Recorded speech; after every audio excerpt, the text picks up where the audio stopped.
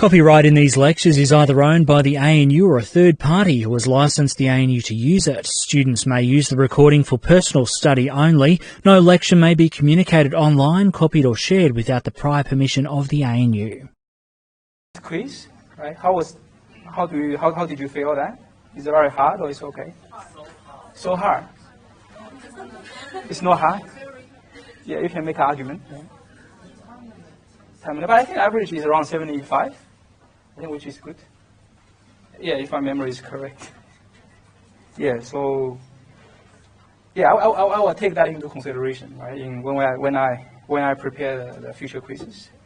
But some students may complain, right? Don't set the quiz too easy, right? Because I only do some good stuff. Yeah, but I will definitely take that into consideration. So what's the biggest problem you have? Time. Okay. So which means you are saying that in a direct way that I have to reduce the number of questions. Yeah? Yes. Okay. Yeah. And also make easier questions. Yes. Yeah. Yeah. Okay. Yeah. I will think about that. But I think I generally did quite well for the first quiz, around 75. How about the format, the techniques, the IT skills you do? Are you okay with that? How to select your choice of answers and how to type the words in. Are you okay with that? Yeah. Yeah. Because sometimes I have problem on that because I'm old, you are still young. But anyway, so yeah, I will take that in mind and then let's see what happens in the future quiz, which is coming next week. And coming back to this week's lecture, okay. So in the first 2 weeks, we are all talking about the different types of cost, right? How costs behave. So this week we are going to, go further and then see how we can use the different cost terms to estimate the cost, right, of the products, right? But there are different types of products, completed and incompleted. But we will discuss that when we go through the lecture slides. So we are going to have a quick review on the product costing system. So what does it mean by estimating the cost of products? And then second, we are going to talk about two classical ways of doing the cost estimation, right? So they are job costing and the process costing, right? But there are some, different cases on the process costing. As you can see, there are 3 cases. So we are going to, illustrate those 3 cases by doing some by taking 3 lecture problems. So hopefully after that you'll have a very good understanding of process costing. So so product costing. So what's product costing? Or what do we mean by estimating the cost of products? Right? So as we discussed, as you know that in order to make products, we need 3 different types of natural resources. Material, labor, and overhead, right? So they are costs of the company. So product costing means we have to figure out among the total expense of each type, how much of them should be inventorialized and then recorded as assets of the company, right? Before they are sold. But when they are sold, because ownership transfer, so that's when we have to remove the figure from the company's assets to to cost of goods sold, which is in the income statement, right? But at least when these costs occur, we have to put them into inventory accounts, and the figure for those inventory are the total cost, right, related to the making of products. So that's product costing, right? So identify all the costs and then put them into the inventory account, and finally, right, finished goods product account. So that's what we are trying. That's what we mean by product costing.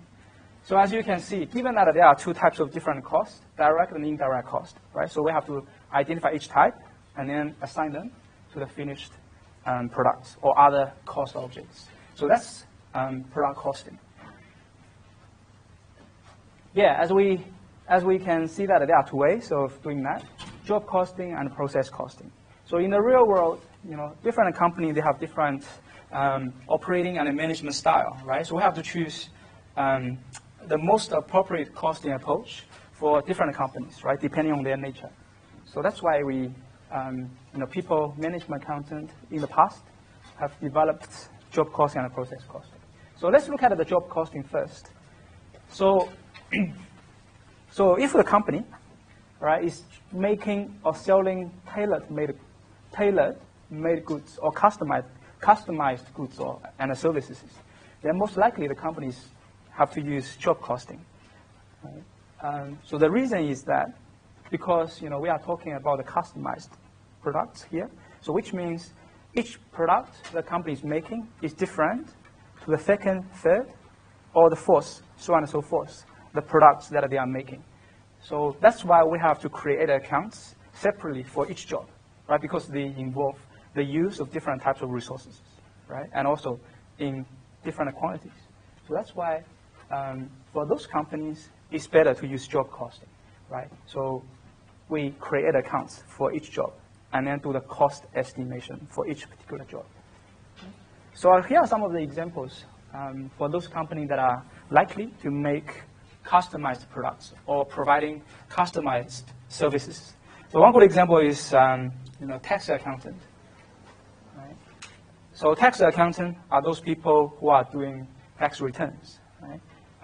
So given that each individual, each client may have their own characteristics or income structures. Say for example, one client is a billionaire, right, having 10 houses or more than 10 houses, and have shares, right, besides his or her own normal salary. Right? But if we are talking about a second client, it could be a very poor people or person where she or he is still renting a house, right? So and no other income at all. So the point here is for those two types of clients, so the services needed is different, right? Because for the first type of clients, the accountant may spend more time, or even the tax company may need to assign more people to do the work for that client, given that he has or she has lots of different sources of income, right? So which means the salary expense will be high, right, for providing services to that particular type of client.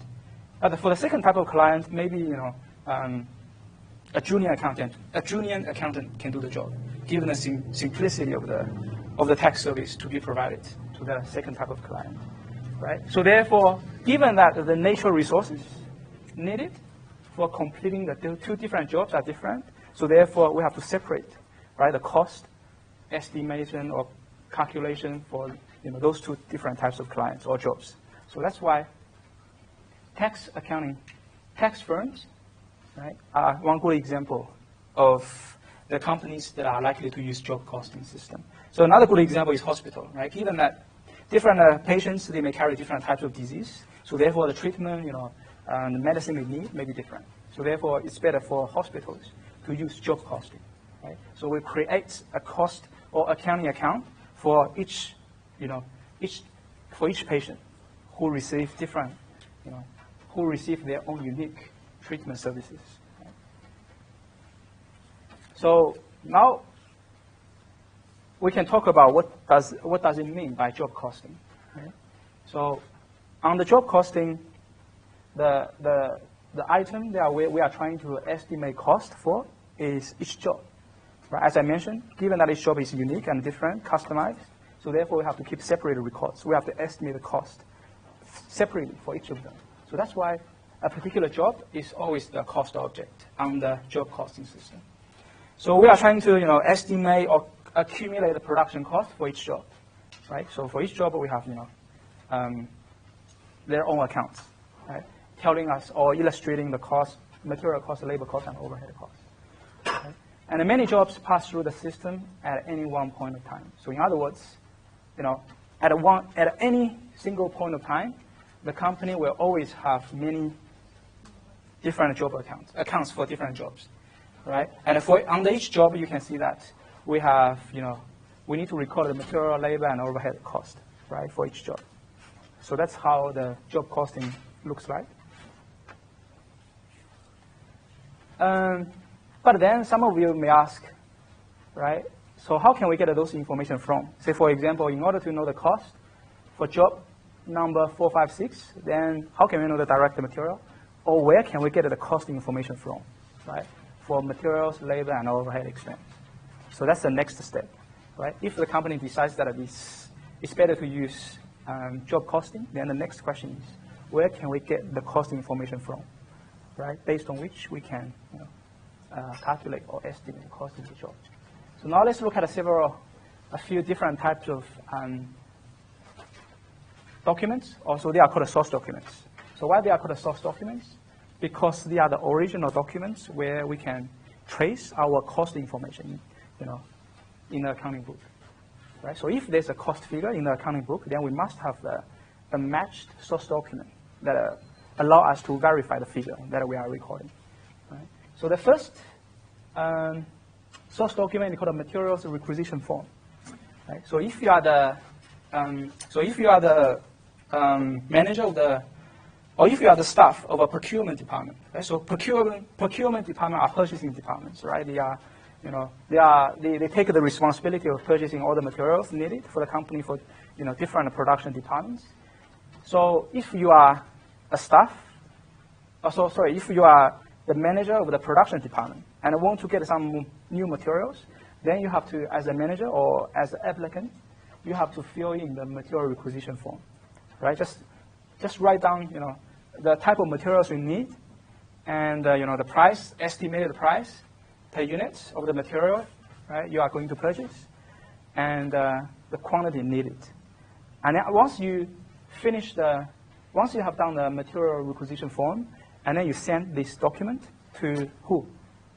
To the manager of the procurement department for approval, right? Because in big companies, so we are talking about big companies here, right? So in big companies, they have procurement department, purchasing department, and they have different production departments, right? Normally, the request for purchasing more materials comes from production department, right? But, in order to, so before they purchase materials, before they can purchase the materials, then the production department people need to get approval from the procurement department. So that's the segregation duty here, right? But anyway, so that's material requisition form, right? So this is what it looks like. So you have to write down the details on the materials you are going to, or you would like to purchase. And I think the second one, I think you guys are more familiar with. So if you have a part-time job or casual job, you know that each week you need to fill in, your manager will tell you your working roster, right? After you finish each day's work, then you have to, record the time when you started and when you finish, right? So that the manager can know the exact total number of hours you have worked for them, right? Before they can pay you. So that's kind of, so that's why the labor time record is another source document, right? Telling us the total time, total working hours a particular employee has been working for the company, right? So in the end, at the end of the year, if the chief financial officer, CFO want to check if he or she has some doubts on the total labor cost, then these are the documents they are going to look at, and they are going to find and try to check. Okay? So that's the labor time record, right? And I think the third type of source documents are from external parties. Say, for example, the electricity bill, right? Electricity bill normally are sent by utility companies, right? It's not prepared by your own company, but you can still get this information, right? Because your utility company will tell you how much electricity expense, right, your company has spent in the past quarter, right? So, but I think it's more difficult compared to the direct cost, including labor and materials. I think the manufacturing overhead is more difficult to deal with. Right? Remember, once we got the cost figure from the source documents, we have to assign them. Right? No matter it's direct or indirect, we have to assign them to a particular cost object or product. Right? So I think the overhead cost is more difficult to handle. Why? Because in week 2, in week 1, I think we discussed that overhead costs are not easily or economically traced directly to each job. Right? So in other words, many different activities, not just for the production, for the production activity, right? Many other non-production related activity may also contribute to the overall electricity expense. So that's why when we are allocating overhead cost to the cost object or to the final product, then we have to be careful. Okay? Some of you may say, I think it's going to be a simple job, right? Why we just divide the total overhead cost by the total number of products made so that we can get an average overhead cost. Can we do that? Yeah, I think, yeah, it's making sense to some extent, right? But that's too theoretical. The problem is not all the products or the jobs require the use of the same amount of overhead. Say, for example, at the end of a particular accounting period, right, the company may have 10 completed cars, right? Maybe, 50% complete cars, and 10% completed cars, right? And when the company receives the electricity bill, then the bill will cover all the overhead expense. No matter, the overhead expense arise because of this, or the making of this, or this, right? So if you, and given that, making these 6 cars require different amount of electricity expense compared to, the other 2. So in other words, the resources used are not in the same amount, are not equivalent, right, for these 3 different types of cars. So therefore, if you divide the total, electricity expense by the number of cars, no matter it's complete or incomplete, so that's going to be 21. So it's unfair, right? Because this cars, given that they are complete, so they are using more overhead expense. They involve the use of more overhead expense. So therefore, the managers from the other 2 departments, right, will complain. Right? We are getting too much, right, overhead expense. Right? So why those people will complain? Because the cost, if the overhead cost is overestimated for them, then it's less likely, right? It will reduce the chance for those managers to get a bonus, right? Because typically, managers will get a bonus depending on, the profit or the difference between, revenue, sales, or cost, right? So therefore, those people will complain. So that's why it's unfair, right? It's not a very good if we're using this method, right, to calculate and allocate the overhead cost to each particular product. So if not, then is there any way we can solve this problem? Yes, we can. But before we reach that stage, then I think we have to talk about actual and normal costing, right, before we talk about the solution for addressing this issue. So what's actual costing? So you can tell from the name, everything is real, right? It's a job costing system that uses the actual cost to determining the cost of individual jobs, right? So everything is real, right? So when we are talking about overhead expense, we are talking about the real overhead expense, right? The actual total electricity expense that has been billed by your electricity company, right? But some people may say that assigning the actual overhead expense also has problems. Say, for example, using the actual overhead expense, right, to estimate the product cost may lead to the distortion of overhead expense in certain months. So I think here's one example. So think about it. If the company has a machine, and the company purchased a machine in February, and then the machine unfortunately breaks down in May.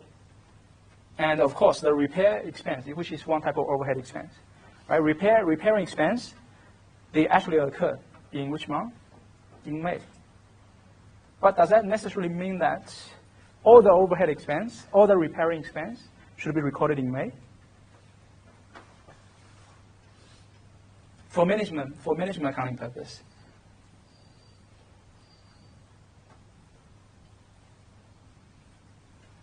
So think about it. How about February, the use of the machine in February, March, April? Have the use of the machine for those months also contribute to the final breakdown of the machine? Yes. So therefore, if we allocate all the repairing expense, to the machine for the month of May, then, right, seems like unfair. How about other months? Right? And then again, if each month the company assign a different manager to take care of the machine, then the manager in May will complain, right? Because they receive the most, they receive all the repairing expense, while other managers also use the machine in previous months. Why they don't get any? Why for those months they are not getting any overhead expense, right? Having problems. So that's the first problem of using actual costing, right? May lead to the distortion of overhead expense in certain months. So the second problem. So think about it, right? You have a house, right? You rent a house, correct? When do you receive the electricity bill? From your landlord or from the utility company if you rented the whole house yourself? 3 months, right? So which means you can't get your bill until March if you rent a house in January, right? But for big companies, their production process occur every day, right? Every minute, every second. So is it too late to know the actual cost, right? Before they can start planning for the future, right? So that's the second problem. So we have to wait until the actual figure is known, right? But it might be too late. So which is not a very good for planning purpose, right? So that's the two major problems of using actual overhead expense, actual costing system. So that's why, right, management accountant are smart. Right? They introduced another type of costing system, which is called normal costing. Right? So how normal costing works? So the difference is in the treatment of overhead expense in working process inventory account. Right? So when a company record a working process inventory account, right, we have to consider the material cost, right? We have to consider the labor cost, no problem. And we have to use the actual, remember, actual costing, use actual cost. Right? We have to use actual fixed and variable overhead. Right? But for the normal costing, so this is the T account, right, under normal costing. So there's no difference for material and labor. Right? And the only difference lies in how we treat overhead expense. So for normal costing, under normal costing, we use the allocated fixed or variable overhead. Right? So what does that mean? So let me just introduce the table from the textbook to you first, and then we go through one example so that you can understand what does this mean. Right? So in theory, what a normal costing means is that there's no difference for direct cost. But when we are treating overhead expense, we have to use the budgeted variable overhead rate, right, times actual number of quantity of cost allocation base. Because we are talking about overhead expense here, right? We have to allocate overhead expense based on cost driver, right? Based on cost allocation base. So that's why we times the actual quantity of cost allocation base. And the treatment for fixed direct manufacturing cost is still the same. Everything is real, right? No problem. Remember, for direct cost, everything is real, the same as what we did for under the actual costing. But for the fixed overhead, given that it's another type of overhead expense, so therefore we still need to use the budgeted fixed overhead rate times the actual quantity of cost allocation base used, right? So I think that's the difference. So the difference in normal costing, so the unique feature of normal costing is that for overhead expense, for allocating overhead expense, we have to use the budgeted rate, overhead rate, right, times actual quantity of cost allocation base, right? So the difference is in the second and the fourth row here.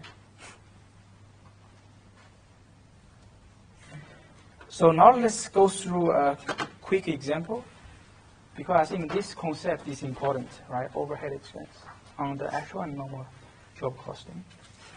So it's not your lecture problem. It's just an example prepared by myself.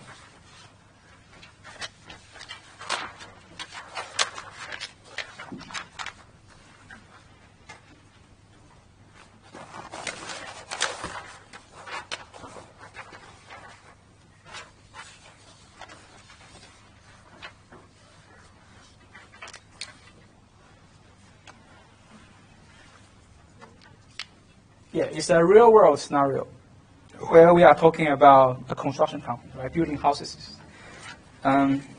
So if you have any experience or you have some knowledge on the construction company, how they work, is that, I mean, here in Australia, right? So I think generally, in order to build a house, there are 5 stages involved or needed.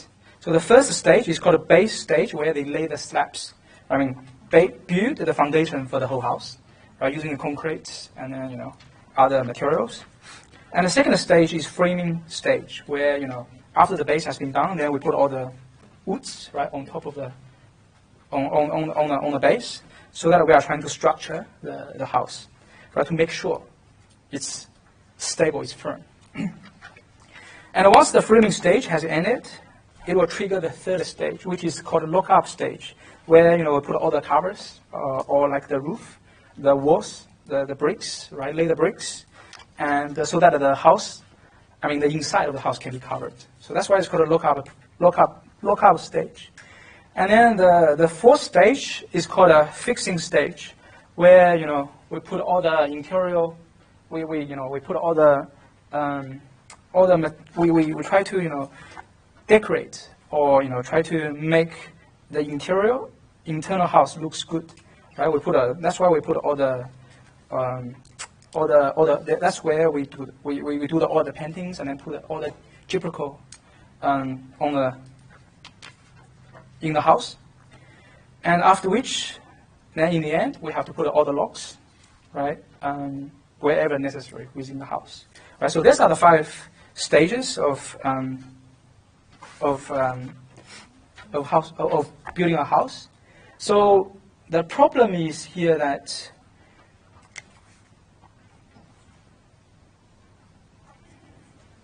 so I think if you are the buyer, if you have a house here, you know that at each stage, the buyer normally will pay. The builder will normally pay their suppliers, or their workers, at the end of each stage, right? Because at the end of each stage, say for example, at the end of the first stage, the total electricity, but the total cost drivers or the cost allocation base for electricity expense, for allocating electricity expense, should be available, right?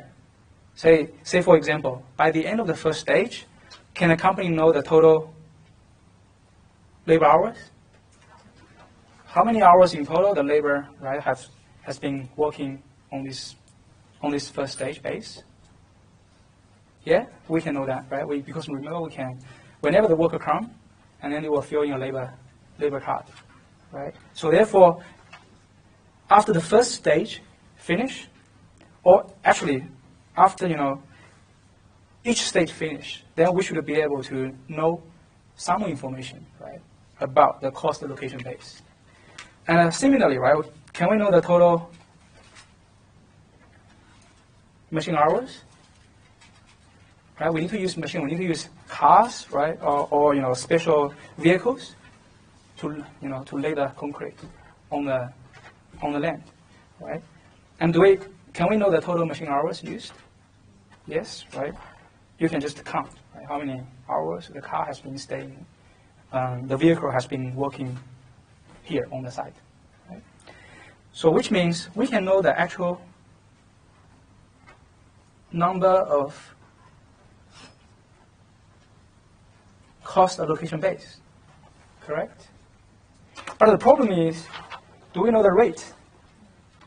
Can we know the overhead rate for the first stage?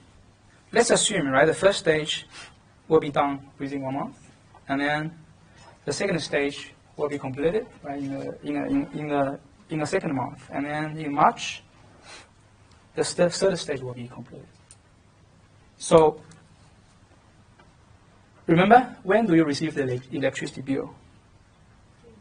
Yeah, so you won't receive the electricity bill from your utility company until the end of March, right? Because electricity bill normally is sent, right, at the end of each quarter.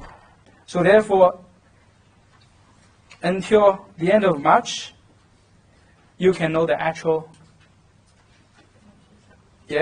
overhead expense, right? But prior to that, in January, February and before the end of March, there's no way the company can know the actual overhead cost. So therefore, we don't know, there's no way we can get the actual electricity expense or the rate in January. Right? So therefore,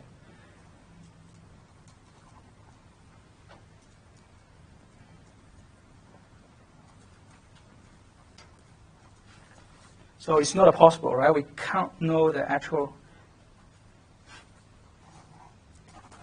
It's not working. So we can't know the actual overhead rate at the first stage here. So it's not possible. But remember, as a company, we need to plan, right? We need to figure out how much money we have already spent in the first stage, right? In order to plan for the cost to be allocated to the third and the second stage or the following stages. So that's why, for planning purpose, instead of, given that we can't know the actual overhead expense, but what we can do is that we can use the budgeted overhead rate to replace the actual overhead rate, right, at this stage. Right? And then if there's any variations between the actual overhead rate and the budget rate, we adjust that in right, when the actual cost is known. So we will discuss how to do that in a second. So budgeted overhead rate, how can we get that? I think it's easy because it's just the estimation.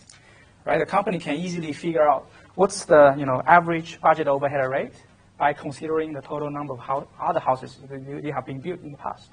Right? Based on the cost information relating to those previous work, then the company can figure out roughly, right, or on average, what's the overhead rate for the first stage, for the base stage, right?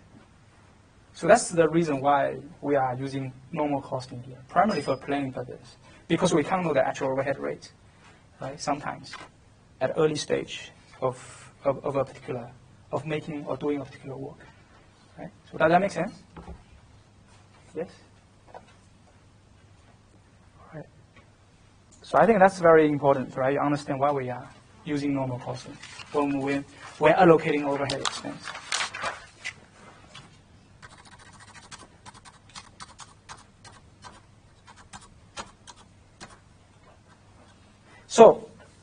So when we are talking about normal costing, we actually have two overhead accounts, right? So the first one is the overhead control account. So this account actually records the actual overhead expense. Right? Remember, even if, right, although we are using normal costing, at the end of the year we have to compare the actual overhead expense with the budgeted or total overhead expense. So that's why we still need to use the actual overhead expense when doing the recording, right? And we have another account called allocated overhead. Remember how to calculate it? So remember, this is how we calculate it. We just discussed, right? Using the actual quantity of cost location base, right, times the budgeted overhead rate. Yeah.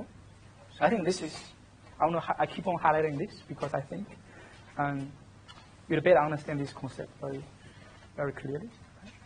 And this allocated overhead is not actual overhead. Right?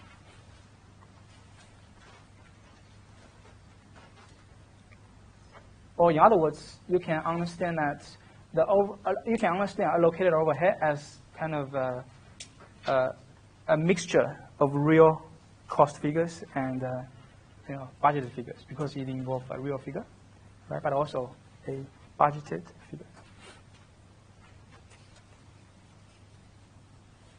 So I think we already discussed this, right? So that's the purpose of using normal costing to allocate the overhead expense to each product, right? So I think these 4 steps are similar to the materials you learned in the first week where we are talking about the cost flows.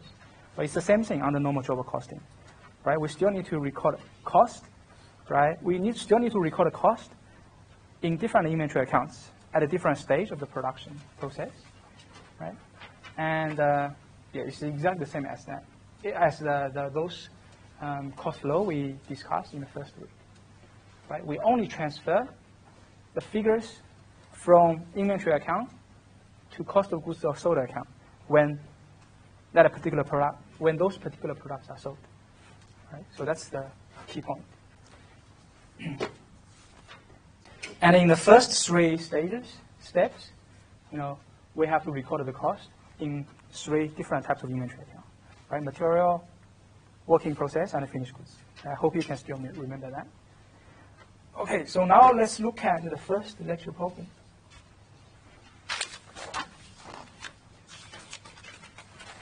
So prepare the journal entries, right? So we are management accountants. We are accountants after all, so that's why we still need to do the journal entries. Although we are doing other work, right? Estimating the cost of products, right? But we still need to do the basic stuff, recording the entries, journal entries. So have a quick read for the question. I hope you can still recall this question.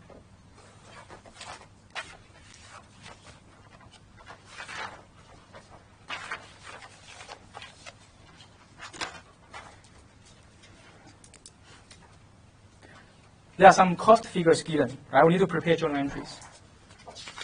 So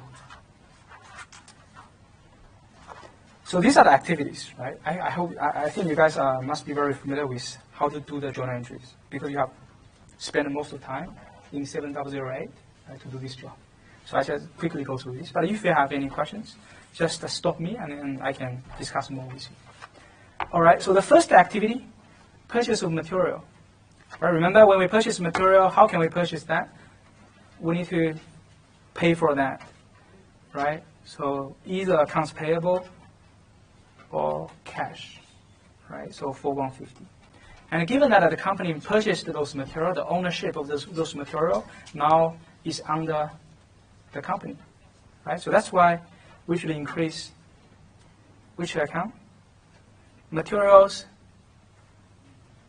inventory account or control account. It doesn't make any difference, right? Control, just because we are doing management accounting, right? We do all the work for control, for management purpose. Right? But it's essentially the same as actual material cost, 150. So use indirect material in production, the second activity. Now those material purchased are now formally used in the production process. So therefore, we should increase which account? Working in process inventory account, right? Because now the material are on the way to become whatever product they are supposed to be, right? And given that we reduce the materials, so therefore we should reduce material, inventory control account. So the third activity, use indirect material in the production. Pay attention here, it's indirect, right? So therefore, we should increase the overhead control account because this expense will occur. Right? But I think eventually this amount of money will still be put on the working process inventory account. Right? Just here, I just want to highlight this overhead expense. It's not a direct cost. So, and given that those materials are used, so we should reduce the level of material that the company has. So using direct labor in the production, so similar to the journal entry you did in the second activity. Right? So increase working process and credit wages payable account 90. Right, so if the company pay cash directly to their workers, then we use cash. But in practice, and normally, right, the company will have a specific payroll date. Right? Although the employee has done some work prior to that, but the payment, their salary payment, will not occur until that particular date. Right? Say, for example, in ANU, we normally get paid every fortnight. Right? So that's why, more likely, right, most companies will have this wages payable account. Number 5, using the indirect labor in the production. So increase overhead control account, and then increase the wages payable account. by the same amount. Right? 6, depreciation on factory equipment. So depreciation on equipment. So it's an overhead expense. Right? So again, given that it's overhead, so we increase overhead account. And then credit accumulated depreciation. Do you remember accumulated depreciation is the contra asset? Remember when we in the balance sheet, where should we put the accumulated depreciation? On the equipment, right? So we use a bracket and then put accumulated depreciation. And the difference between that will give you the carrying value of the equipment. Right, so in other words, if the company wants to sell the machine or the equipment, then what's the likely price they are going to get? So that's carrying value. Anyway, that's financial accounting. Okay, so next activity, incurrence of other overhead. So increase overhead expense and then credit various liabilities or accounts by $9. Right? So now I think the next one involves what we just talked. Involves where we spend the most time to talk about, which is the allocation of overhead to production. So here we are talking about the allocated overhead expense, not the actual overhead expense. Remember how to calculate allocated overhead? Using the actual times the budgeted. Half real and half fake, right? Or half budgeted, to be more exact. And it's giving the question that the machine hours is a cost location base. So that's why we put the machine hours here. And then we need to use the actual total machine hours used, right? Which is how many hours? 21. It's here, right? Sorry, 2,100,000 times the budgeted rate. Is it given? Yes. Somewhere here, right? $30. So we can get 63. Oh, in what units? In dollars, right? But how many zeros? 1, 2, 3, 6, right? Yeah, 63 million dollars, right? So and pay attention here. So in terms of journal entry, whenever there's an increase in allocated overhead, we should always credit it, right? So credit manufacturing overhead allocated. And why is a debit? So in other words, the manufacturing overhead allocated is a credit item. So it's credit in nature. So why? So we know that overhead expense is a debit item. It's one type of expense, right? So here, what's the purpose of doing or having the allocated overhead? So the company prepares, right, to use this amount of money or reserve. The company reserve this amount of money for now, and preparing to spend them in the future. So that's why, if you like, it's a contra expense account. So that's why it's credit item. So whenever there's an increase in this account, then we always need to credit it. And then debit. Remember, overhead expense is used for making products. So therefore, debit, working in process inventory account, right? So I just ignore the 6 zeros, the 63 there. But you know it's 63 million. And a nice step, transfer the completed goods to finished goods. So now the company has some goods ready for sale, right? So increase finished goods inventory control account. And then those finished goods coming from, right, incomplete goods. So that's why we credit working process control account by $200. 94, right? It's given in the question. And finally, sell the goods. Whenever there's a sale, we have to increase cost of goods sold and then reduce the finished goods inventory, right? Because inventory, these finished goods inventory are sold. So therefore, they are not the company's assets anymore. So that's why we have to reduce it, giving them a credit entry. It's $292. I think your 700 lecture must have always mentioned that whenever there's a sales activity going on here, there are always two journal entries, right? So here, record the cost of making those, the cost of selling those goods. And we also need to record, right, the receivable revenue by selling those goods. So that's why you need a last journal entry. So debit cash, if they are sold in cash, or accounts receivable, and a credit revenue by $400. Right, the company is making 100, I'm too old. How much is it? 2.8? Is that right? So this is the profit the company is making by selling this amount of finished goods or inventories.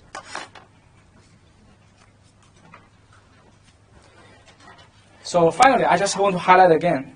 So this is the journal entry we need when the company has some new or created new allocated overhead. So whenever the company allocate overhead to a certain cost object, then that's the journal entry you need. Okay. Okay. So let's come back to the lecture slides. Oh, there's another problem coming on here. But before we discuss this problem, I think it's better to discuss the end of year adjustment, right? Because I think this question involves the adjustment stuff, right? So remember, allocated overhead at the end, it's a estimated figure. It's not a 100% correct. So whenever there's a variation between the actual overhead and the allocated overhead, so that's where we need to do adjustment. Just like the adjustment entry you did for 7008. But there are two possible scenarios. So when the actual overhead cost is higher than allocated overhead, then the overhead is under allocated, right? Because you estimated less than what the real overhead expense is. So it's under allocation. And in comparison, if the actual overhead is less than allocated overhead, so you allocated more than it should be, right? So it's over allocation. Right? So these are the two different scenarios where we may need to adjust the difference differently. And there are three approaches where you can do the cost adjustment. So the first one, adjusted allocation rate approach. So I think you did here is that you just replace the actual overhead rate with the estimated overhead rate or budgeted overhead rate whenever this real figure becomes known. Right? So that's an adjusted allocation rate approach. And a write-off approach, remember, we make finished goods involving the use overhead. So in other words, in the end, we need to sell those goods. So that's why, some people think about the write-off method. Right? Given that eventually those goods are sold. So no matter what type of expense it is, in the end, right, when all the goods are sold, they should all in the cost of goods sold account. So that's the reason why some people argue that we should put the difference straight away in the cost of goods sold account, right? No matter the goods is sold or not, because eventually, right, all those differences will be realized, will be recorded in this account, will be reflected in this account. And the third approach, I think, is the most complicated approach, but I think it's the most accurate approach, right? Which is known as proration approach. Right? But I think we will spend more time, and specifically we are going to discuss one lecture problem here for this approach. But let's quickly look at the write-off approach. So write-off approach. So this is the journal entry, how the journal entry looks like on the write-off method. So in this case, in this example, the company has actual overhead, 17,200, right? And but prior to that, the company allocated 17,000 overhead expense. So it's under or over allocate. Actual is higher than allocated. It's an under allocation, right? So which means the overhead expense, the actual overhead expense, should be more, right? So that's why we should increase the cost of goods sold by the difference, which is 200, right? So debit cost of goods sold to adjust the difference, right? Because the actual expense should be higher, right? So that's why we should increase our expense account. So for cost of goods sold, right? And then debit overhead allocated by 17,000. So why we have a debit entry here? Remember, it's an adjusting entry.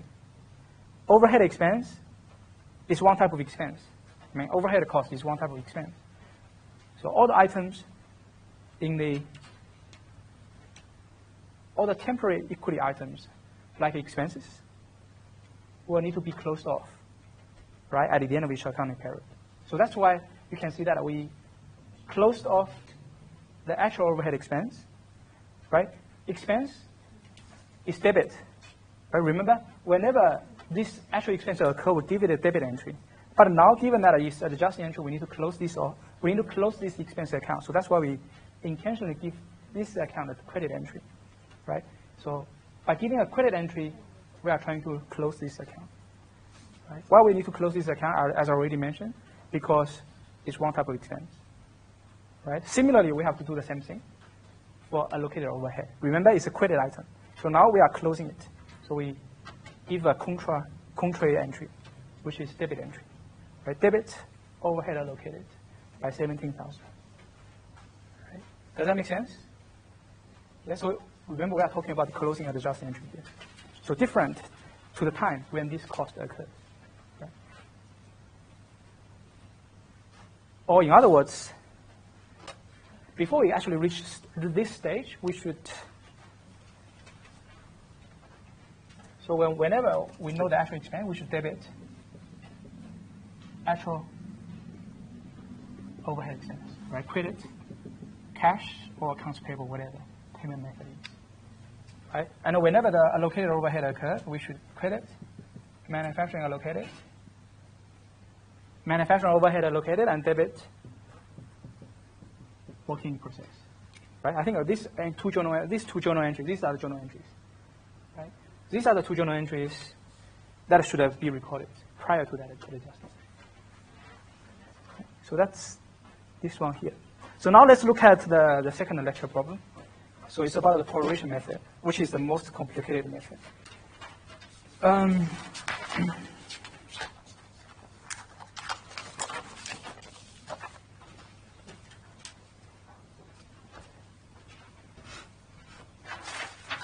So again, I will give you just 10 seconds to have a quick read for the question, if you haven't read it.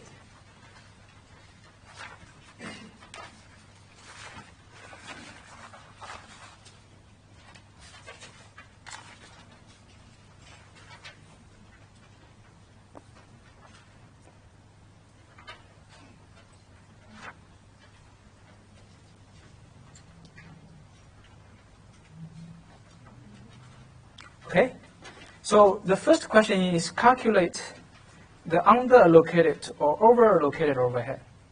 Remember, in order to get this, we need to know two figures, right? Because here we are trying to compare actual overhead, right, with allocated overhead. So without these two figures, when we can't determine whether this is under allocation or over allocation. So therefore, I think the most important thing is to get these two figures. Do we know the actual overhead expense? Yes, it's given 1,470,000. So no worries at all. But I think the challenge here is to calculate allocated overhead, right? Using the budgeted rate times actual quantity of cost allocation base, right? So that's why, if you look at the solution here, we need to calculate the budgeted overhead rate first, right? Because it's not directly given by the question.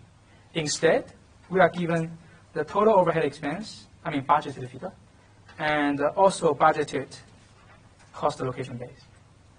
Right? So therefore, if we do this calculation, so that will give us the budget overhead rate, right? $30 per labor hour. Right? And then we can calculate the allocated overhead using the budgeted rate we just calculated times actual labor hours. Yes, you are right. So this is allocated overhead cost. And then compare this figure with the actual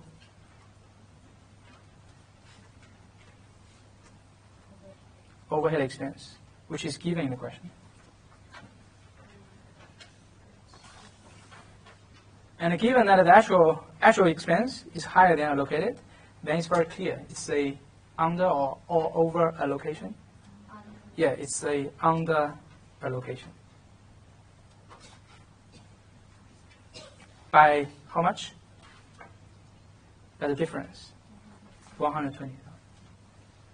Right? So that's the very first step to determining whether there's an under allocation or over allocation, and by how much.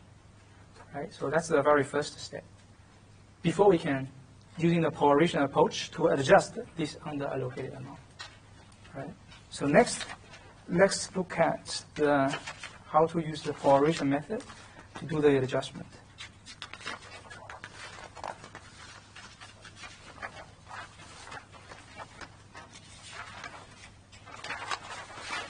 So we can do the proration based on ending balance. Right? Remember, the company will have working process, finished goods, and cost of goods sold. Right? So in other words, it is because of the existence of these accounts, overhead expenses occurred. Right? So that's why when we do the adjustment, then we have to spread, right, or prorate the total amount that needs to be adjusted to these three accounts, because these three activities, right, are the activities that cause the arise of the overhead expense, and eventually the difference between the actual and the allocated overhead. So therefore, we need to, right, do the proration based on the ending balance of the three accounts. So ending balance are given. So what you need to do next is to calculate a proration rate. Right? So for working process inventory account, it's 300,000, and add up the total figures for working. Add up the total ending balance for these three accounts, which are the source of the overhead expense. Right? So 300,000 plus 500 and 3,200,000. So this is called a proration rate.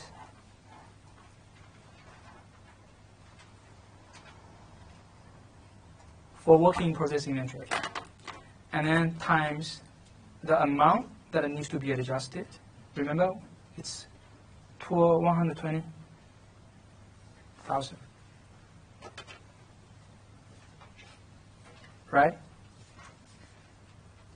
So you do the calculation.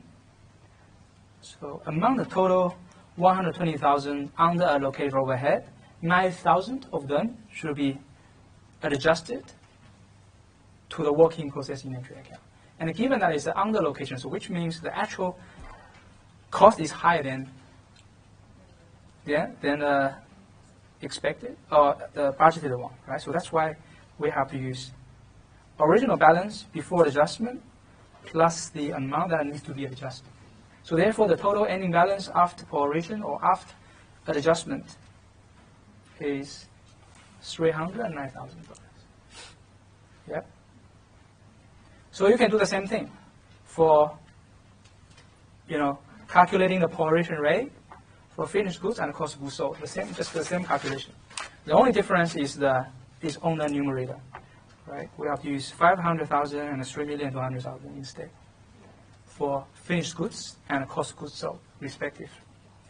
Right? After which, then you can calculate the prorated amount, right? And the adjusted ending balance for the two accounts.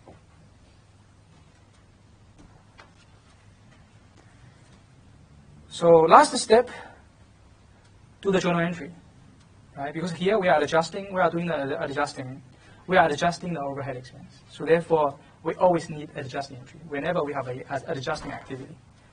So credit of manufacturing overhead, remember we close this off, right? And we also close off allocated overhead. And we debit working process by, remember, 9,000 need to be adjusted. And then finished goods by 15,000 and cost of goods sold by 96,000, right? To get these three figures. And this should be debited because they're representing the upwards adjustment, right? Meaning more or higher expense. So that's why they need to be debited.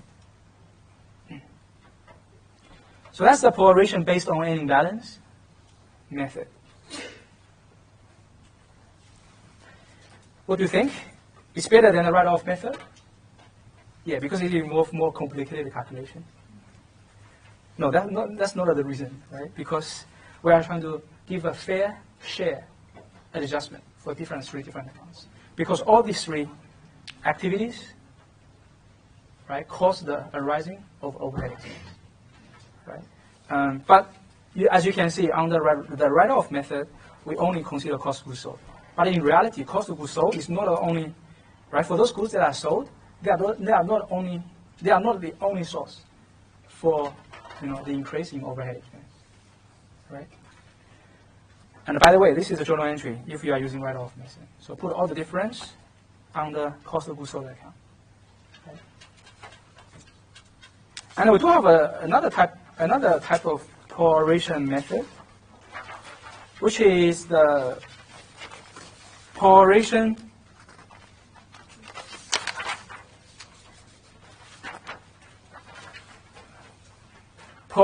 based on allocated overhead balance. Right? So why people developed or invented this method? Because although, the proration method based on balance looks better than the write-off method, but it's still not very accurate. It's still not perfect. Why? Because we are using ending balance instead.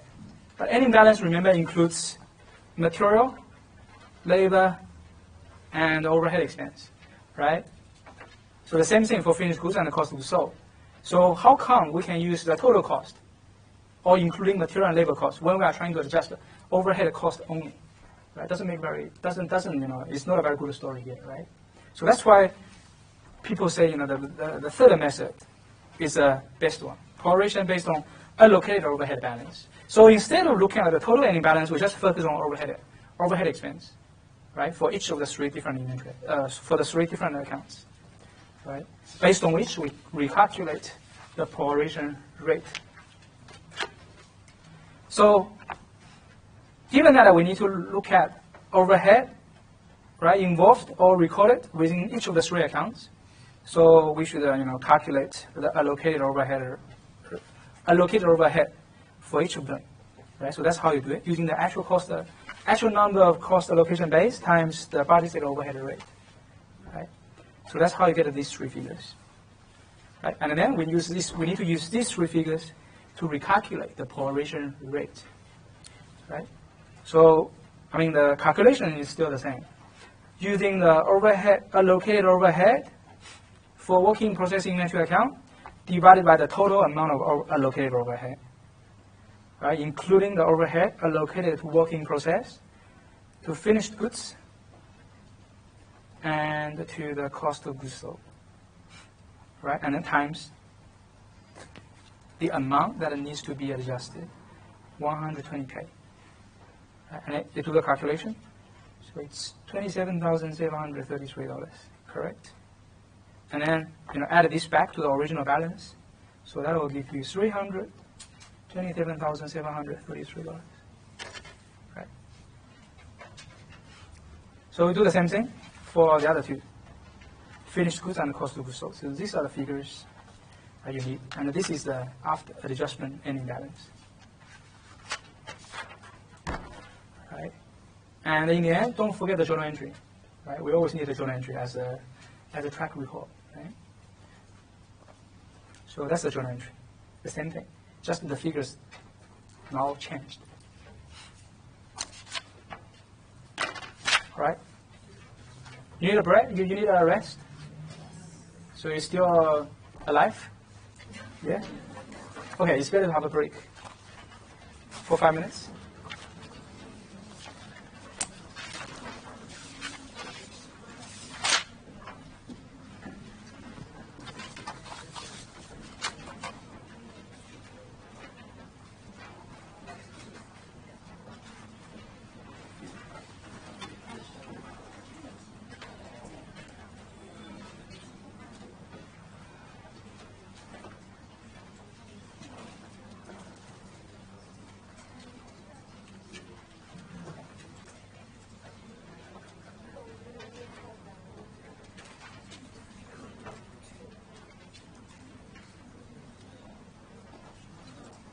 All right, let's restart.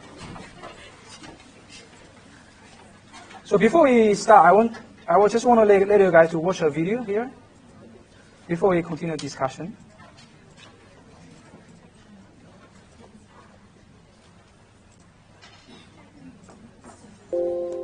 Or peanut butter. You've probably noticed that fewer products come in glass containers these days.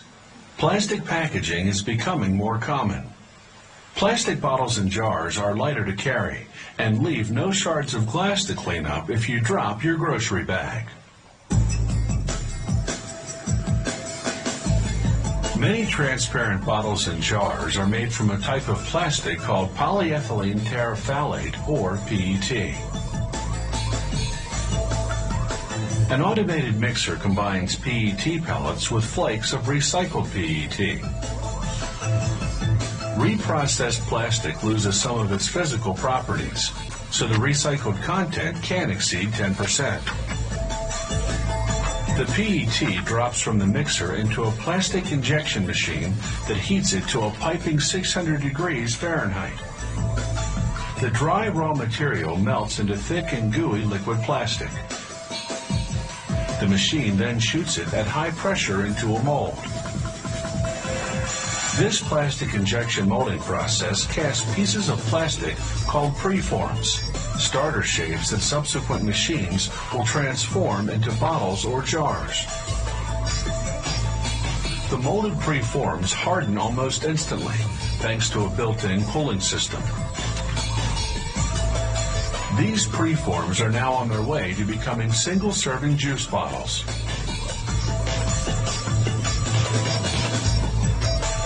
This is another plastic injection molding machine. It uses the same method to make preforms for a different model, 1.5 to 2 liter bottles.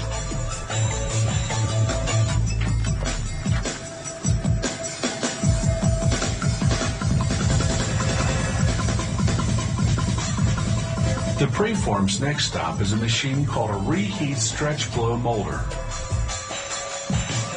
In a matter of seconds, it heats each preform just enough to make the plastic malleable, then inserts a rod to stretch the preform lengthwise, while at the same time blowing in air at extremely high pressure. This forces the preform into a bottle-shaped mold. Cold water circulates within the mold to cool and set the plastic almost instantly. This lightning-fast machine churns out 10,600 bottles per hour. No wonder we've had to show it to you in slow motion.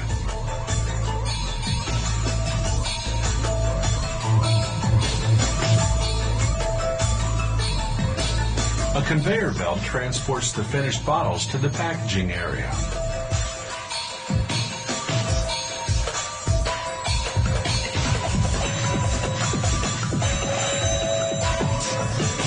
Before blow molding, the preforms for certain models first pass through an oven.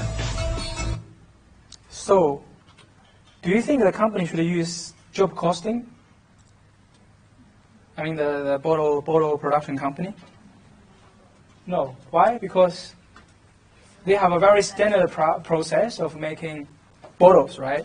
So no matter, the bottle is made first, or, the second bottle we are talking about, the third bottle, so the treatment received by them are exactly the same.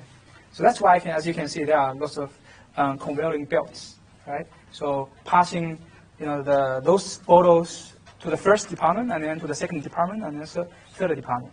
right? No matter which department they pass through, they always receive the same treatment, right? So that's why for this type of company, we probably cannot use job costing system.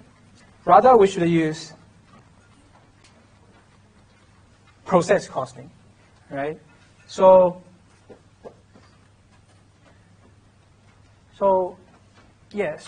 process costing involves continuous production or continuous making of homogeneous products. So no matter which product it is, they always look the same, right? Receive the same treatment and then function in the same way, right? And normally, when company use process costing, they need to they generally involve making a large number of quantity of products, right? Thousands, hundreds of goods. And so that's why, given that each product will receive the same treatment, right, within each department. So as long as we can know the departmental cost, total cost, we can simply average them, right? And then we can get the cost per unit. So that's why under process costing, the cost object is normally a department, right, or a particular process.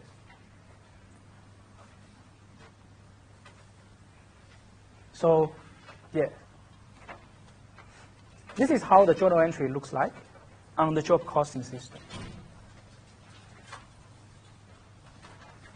Sorry, this is under the job costing, right? So where, remember, we have to create the cost account for each job, right?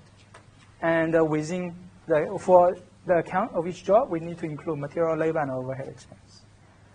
But different to that, on the job costing, so this is how it looks like, where we just need to record the total cost, right, for working process inventory for each department. Right? The reason is that as long as we know the total departmental cost, then we should be able to figure out the cost per unit. We can average them, right? Because we are making exactly the same products. Right? Right? When all the work in department A has been done, then those goods will be transferred to the next department until it's finished. Right? So that's the journal. That's how we should record a journal entry under the process costing system.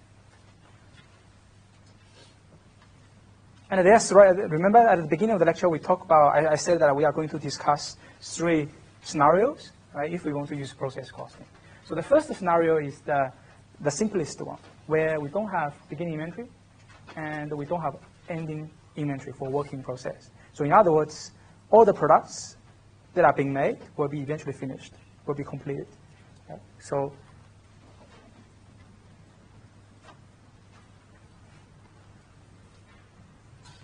this is how we should calculate the cost per unit under this simple scenario. So as I said, we can just add up all the cost, right, and then divide it by the total number of units made, right, to get the average cost for material, labor, and overhead, right? Add them together, so 140. So this is the total unit cost, right? So that's the simplest case. But the case can be more complicated. So when there are no inventory, but there are some ending inventory, then how should we, calculate the cost per unit? So here, in the second scenario, it becomes more complicated because we have ending working process inventory account, right? Just like the example I just showed you on the whiteboard, right? If the company has incomplete goods left at the end of the period, then it means that the amount of resources used for making those incomplete units, right, are different to those resources involved for making complete units, right? So that's why we cannot simply add up all the costs, right, for each department and then average them. Because different types of products, completed and incomplete units, they use different amount of resources, right? So if we average them, then it's not making sense, as we just discussed in the first half of the lecture. So that's why we have to use the idea of equivalent units, right, to overcome this problem, to overcome the equivalence for the use of different amount of resources for complete and incomplete units.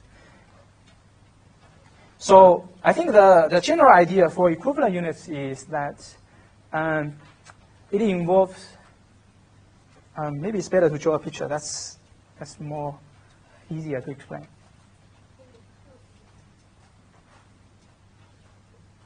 So someone said that you cannot see this, right? So I will try to make it bigger. Can you see now? No? Still not? Yeah, better? No? Yeah? Probably because some of you wear glasses. That's the reason. It's okay. Then I have to, because I don't, yeah, maybe let's use the paint. But I have bad drawings.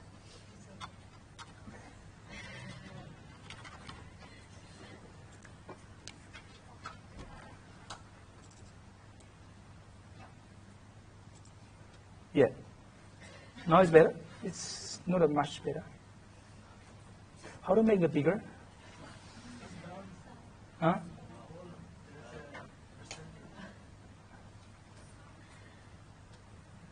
Size?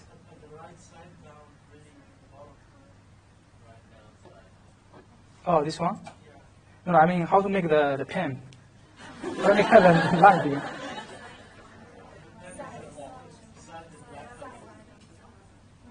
Right. Oh, yeah. Sorry. Yeah, so, better. Now you can see that. Yeah. So let's talk about, so let's, for example, this is a finished car that is ready for sale. Not bad, right? And this is the incomplete car with just a car body without wheels and tires, right? So I think these are the incomplete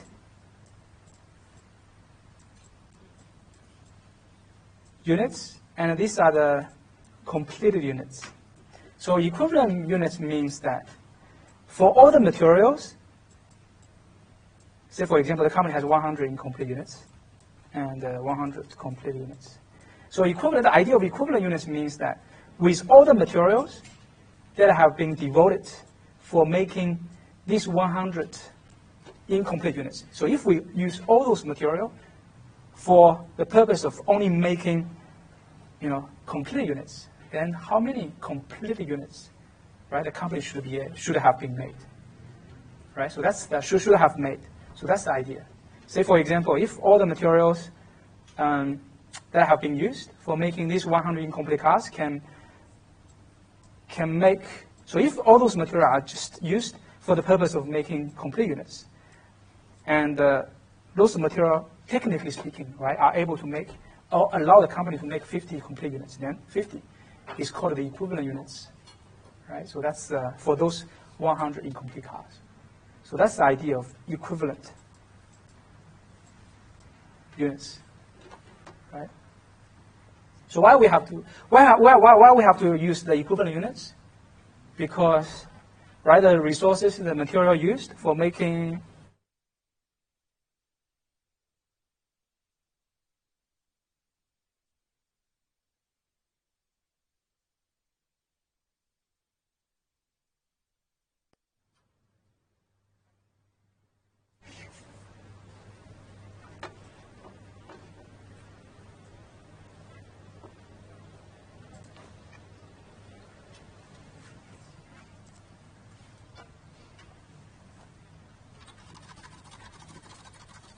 but there are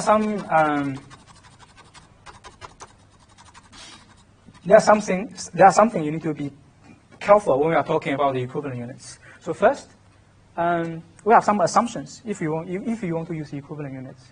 So first of all, because equivalent units are applied on the material labor, right, and overhead expense. So for the materials, if a certain amount of material is added at the beginning of the process, then we assume, right, the completion rate for those material will be 100%.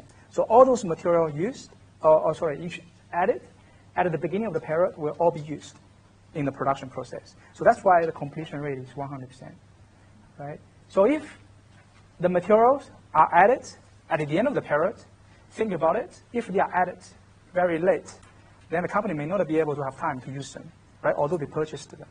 So the completion rate is going to be 0%, So that's the assumption for materials, right, relating to the concept of equivalent units.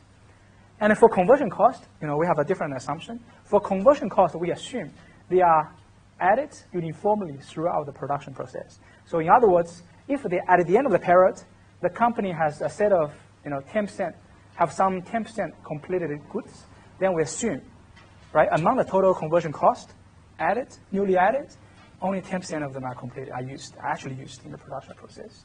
So that's why we call it uniformly, right, added uniformly throughout the production process, depending on the, the completion stage of the production process. Then, we can determine how much conversion cost should be included when we are calculating the working process inventory account. So now let's do some examples. So example 1 here, about how to calculate equivalent units. I think this is another very important concept in this week's lecture. So you must spend more time to review this concept to make sure you have a very good understanding of that. So example 1, ending working process is 900, and each of those units contain an average of 20% of the material needed to complete the unit. So which means, right, with all the materials that have been used for making these 900 units, incomplete units, if we will use those amount of material purely for the purpose of making complete units, how many of them can we make? Isn't it 180? 20% of 900, right? And so this is another example here. 20,000 units started at the beginning of the period. At the end of the period, 15,000 units were completed, and the 5,000 units were half finished. So which means the completion rate is how much? Yeah.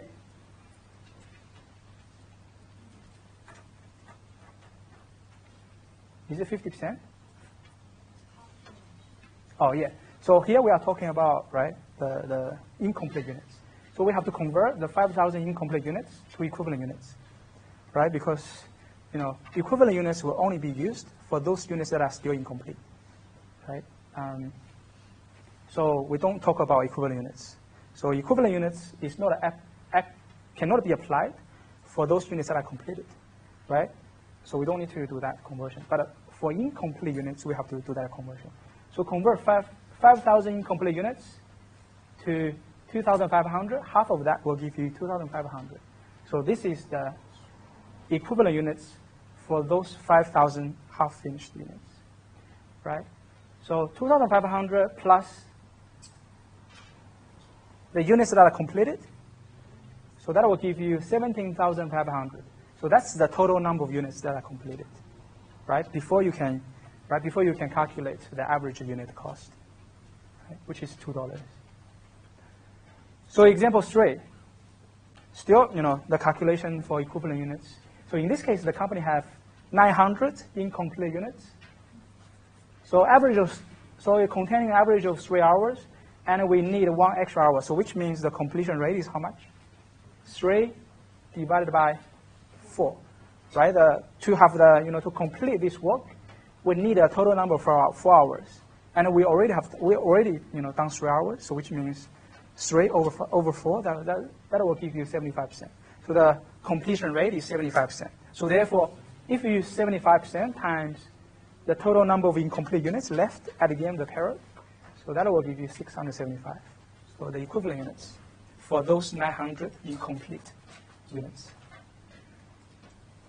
Right? So let's have a quick look for how we use the process costing. What are the steps you can follow if you want to use process costing before we look at the 2 lecture problems. So the 5 steps here is summarize the flow of the physical units. I will mention that when we are doing the lecture problems. Second, compute the equivalent units if the company has some incomplete units left at the end of the period. And then step 4, compute the cost per equivalent unit.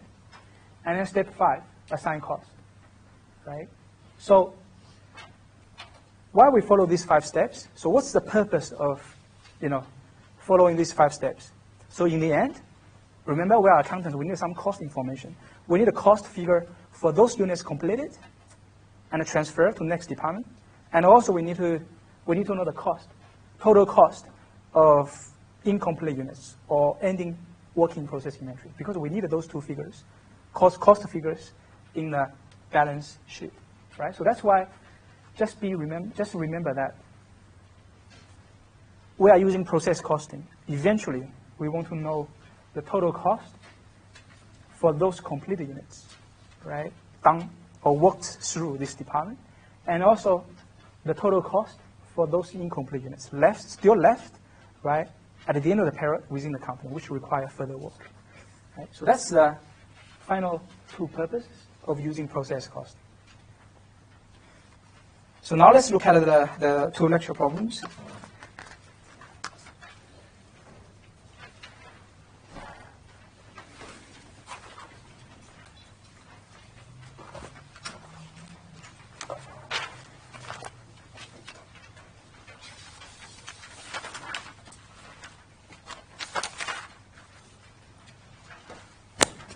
So there are some cost figures given here. The question is calculate the equivalent units for May, and then also the cost of units completed and transferred out. Remember? So this is what we were talking about, right? So eventually we need to use process costing to figure out the cost for completed units and also for the incomplete units. So that will be recorded in the ending working in process inventory account. Right? So now let's look at it, how to do it. So if you can still remember the 5 steps for process costing, then the first step is always prepare the flow of physical units. Right? So how the level of inventory changes across the accounting period. So how many beginning inventory the company has? 0, no beginning inventory. And how many units the company started to make from scratch? 15,000, right? So in total, the company has worked on 15,000 units. And among the 15,000 units, how many of them are completed? 9,000, correct? So which means, in the end, the company will have 6,000 incomplete units, right? So that's called flow of the physical units. So you need flow of physical units before you calculate equivalent units, right? So now we can proceed to the second step, calculate the number of equivalent units. So the number of equivalent units for completed products will always be the same as the total number of units that has been done, right? So 9,000 for material and 9,000 for conversion cost. But I think the tricky thing is on the ending working process. And among the 6,000 incomplete units, so what's the completion rate for those 6,000 units in terms of materials? It's 100%. I think it's given somewhere in the question.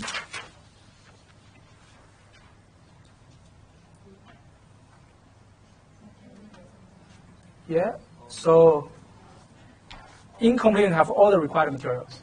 So which means the completion rate is 100%. So for those 6,000 units, all the material needed have already been added, right? So therefore the equivalent units will be 6,000.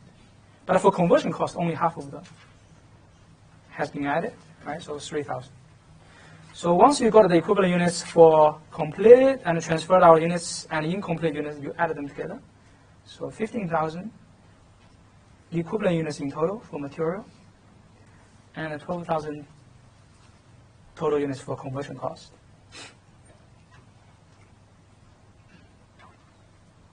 Right? And after you go to the total number of equivalent units, next you need to calculate the cost per equivalent unit. Right? So that's going to be step 3. So total material cost added is how much? 84,000, right? So 84,000 divide this total cost by the total number of equivalent units. So you can get cost per equivalent units for material, correct? And you do the same thing for conversion cost. Using the total cost, 96,000 divided by 12,000. So that will give you $8 per equivalent unit, right? So it's not at the end of the story yet because we haven't got the two figures we need, right? So they are here. So these are the two cost figures we need. We haven't done that yet. So therefore, we have to continue working. So using the cost per equivalent unit times how many units are completed? It's 9,000, remember? So times 9,000. So this will give you the total material cost for that have been spent on those completed units, right? And then do the same thing for conversion cost, using the cost per equivalent unit times the total number of equivalent units. If you add these two figures, so that will give you the total cost of completed units, right? So this figure is one of the final figures we need.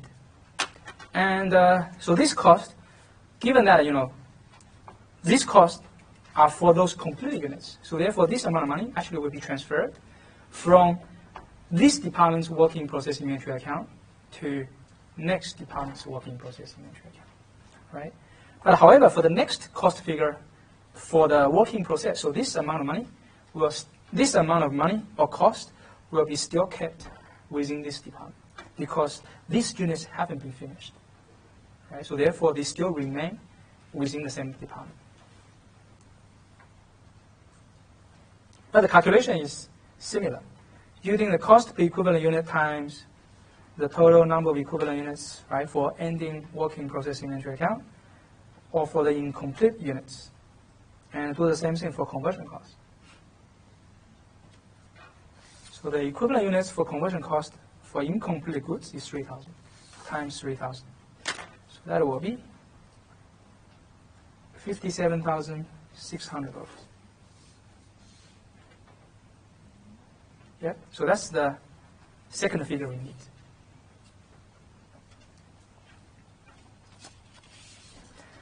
Right, so let's look at it. So let's assume, right, this is Department 1 and this is Department 2, right, and blah, blah, blah. And this cost calculation are for Department 1. So therefore, at the end of the period, the company should have how many ending working process inventory account? 57,600, right? So this working process inventory account is for Department 1, right? The department that we have been talking about. And for the other one, $122,400. Given that these are for the complete units, so once the costs have been transferred to the second department, then this cost figure will also be transferred from the first department to the second department. Right? So that's how it works. Oh, sorry, the car should be different. So this first department only making car body, and then second department, put one wheel on, and then the third department put another wheel on, so on and so forth. Right? So no matter which car it is, right? As long as it reaches a particular department, they will receive exactly the same one. Right? So that's exactly what we looked at. The video that we watched. Right, using the conveying belt, right, and then each product goes through the same process along different departments. So that's the first problem here. But remember, for the first problem, we assume there is no beginning inventory, right? But in real life, things may be very hard, right? So the company planned to make 100 units, but in the end, at the end of the period, the company may not be able to, finish all of them. So that's why it's quite common that the company may have some beginning entry and also ending entry. So this is the hardest scenario under the process costing. So still similar information given. You can still follow the 5 steps, right?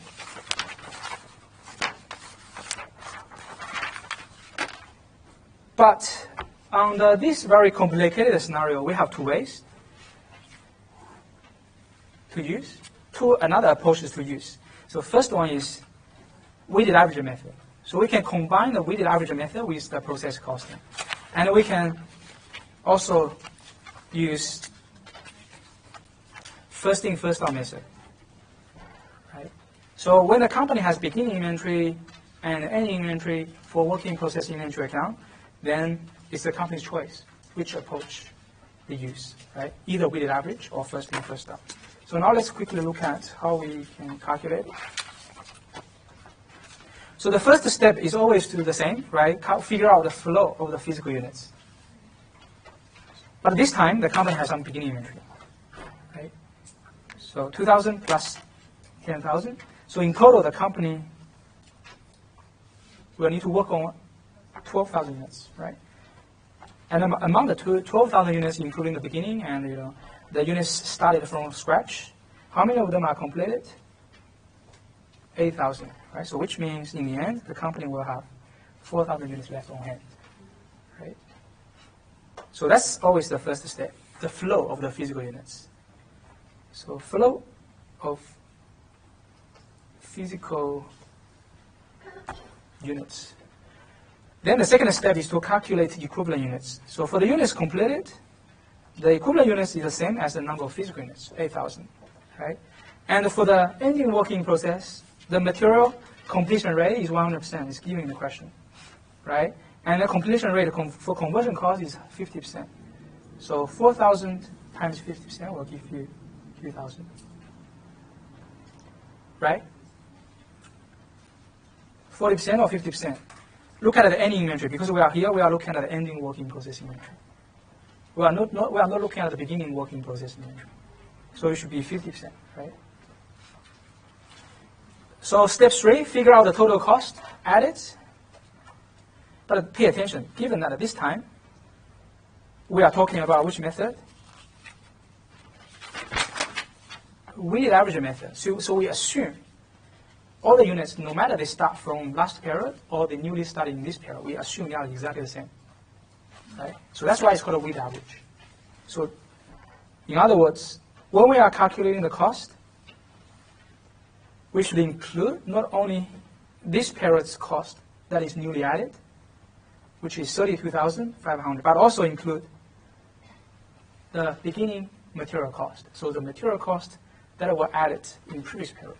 Right? Because now, given that we are using weighted average, we mix those inventory up. Right? So therefore, this is important. So the total material cost include the beginning material cost and plus the material cost that is newly added. So $37,000, right? You do the same thing for conversion cost. Beginning plus the newly added cost. So that will give you $56,600. And then divided by the total equivalent units.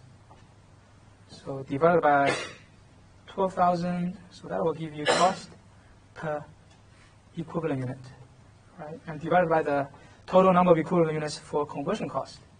So $5.66, right?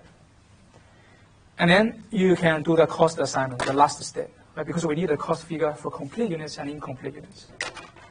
So exactly the same thing as what you did in previous question. So using the cost per equivalent unit times the total number of goods that are completed. And also do the same thing for conversion cost. So $69,946. Yeah. And then for the working process inventory account, cost per equivalent unit times 4,000, correct? Plus the total amount of conversion cost that should be allocated to working process inventory. So $23,645. Right? So these are the two final figures we need. So that's the weighted average method.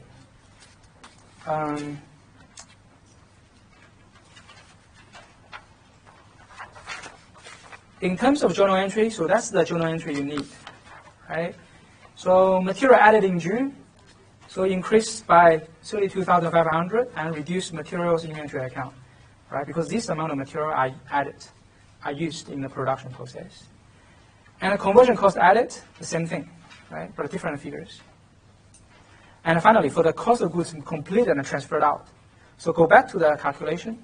Which figure you should use? This one, right? Because this is the total cost for completing 8,000 units, right? So therefore, we reduce the working process inventory account for Department A, the department that we are talking about here. But rather, the cost will be transferred to the next department, Department B. So that's why the working process inventory account for Department B will increase by the same amount. Right? So that's the journal entry you need.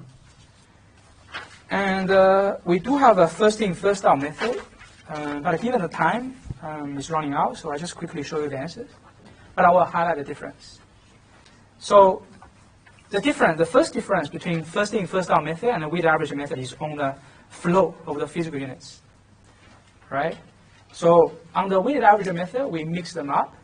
But on the first in, first out method, we do need to separate them, right? So in other words, among the 8,000 units completed, so 2,000 units comes from the beginning inventory, right? Because the company has 2,000 units at the beginning of the period. So which means the other 6,000 completed units are those newly started from scratch, right, in this accounting period. So that's the first difference between weighted average and the first in, first out method. So the rest are the same. So then you figure out the flow of the physical units. It's too big, right? So then you figure out the flow of the physical units. After which, then you can calculate the equivalent units. But when you are calculating equivalent units, don't forget to calculate the equivalent units for the beginning entry, right? Given that at this time, we are trying to distinguish the units started from last period and the units started from this period.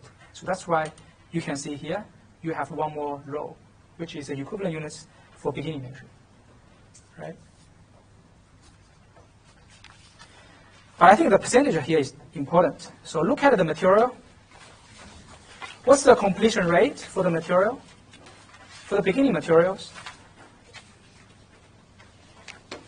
right? For the beginning working process, the completion rate is 100%.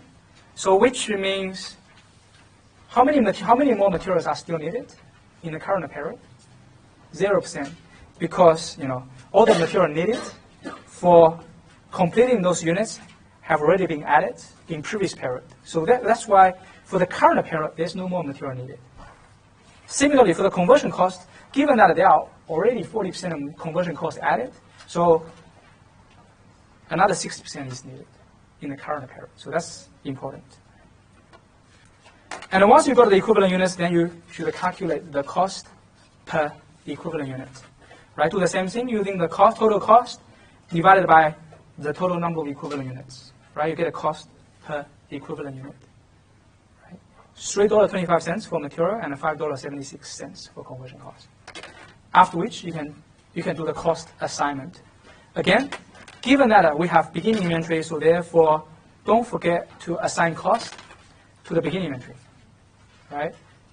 In addition to the cost assignment for those units that are completed and the left incomplete.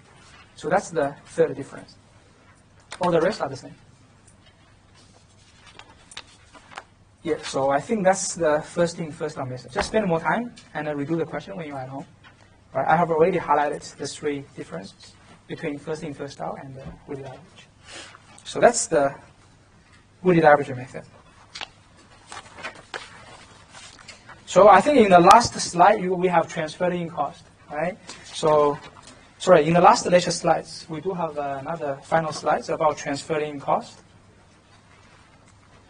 Yeah, basically, I think I already mentioned transferring cost, right? Transferring costs are those costs occurred in previous department, which is transferred, right, to the current department where we are doing the calculation for, right? So that's why you can treat transferring cost as just another type of material.